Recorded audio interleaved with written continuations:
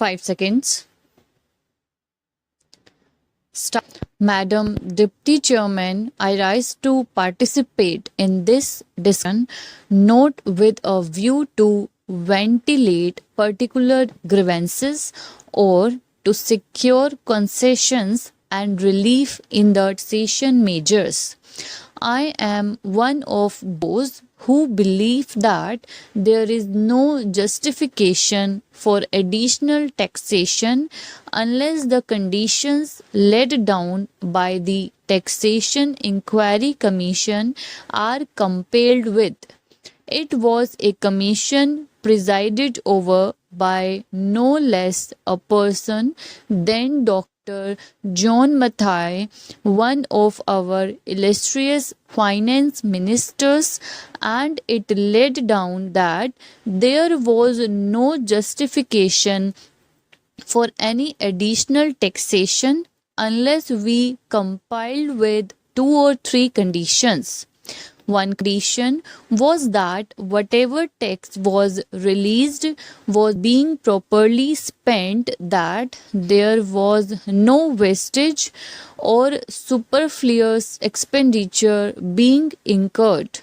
The Commission had pointed out that out of every rupee that was being raised by the government, 60 paise were being spent on administration and about 20 paise were being spent on social services including education, etc., and the balance for other things. Another was that whatever tax was being imposed should be realized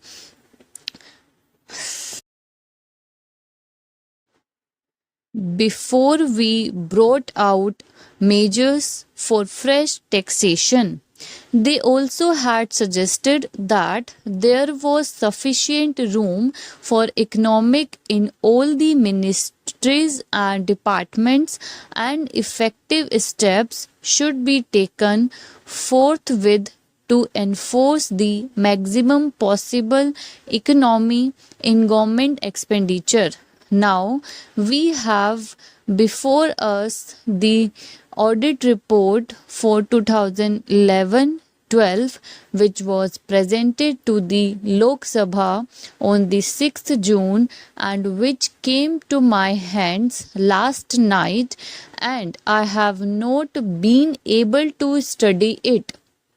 I find that during the last 5 years, we have imposed additional taxation, and at the same time, our revenue expenditure has gone by about rupees 42 crores. So, on the one hand, we say that we are raising this money, these taxes, for the implementation of the plan, and for that reason every chief minister and ministers go about saying that we want money for the implementation of the plan.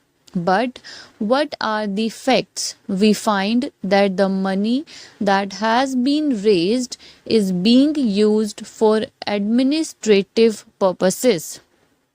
So, it is not correct to say that. On the other hand, it is not proper, because you must know that no plan, however well balanced and well thought out it may be, can be implemented in a democratic setup unless you can enthuse the people. We have been depending either on foreign aid or on indirect taxation or deficit financing, and more than once I have pointed out that these measures will not help to enthuse the people, and unless the people are enthused, we will not have any successful result so far as planning is concerned. Now it is necessary, it is time that we should take stock of the situation, for we have had 54 years of freedom and 52 years of democratic rule and of planned economy. What are the results? I am not one of those who minimize our achievements.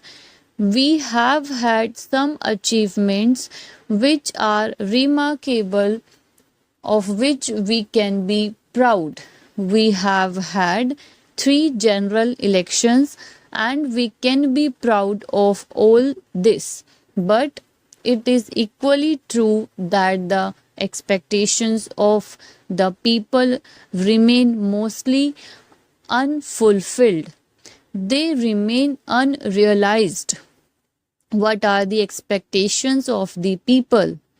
They wanted an adequate supply of drinking water. They wanted a little more wholesome food in their stomachs, as little more cloth on their bodies, a stronger roof over their heads, freedom from the clutches of the corrupt officials and the grabbing intermediaries, and speedier justice.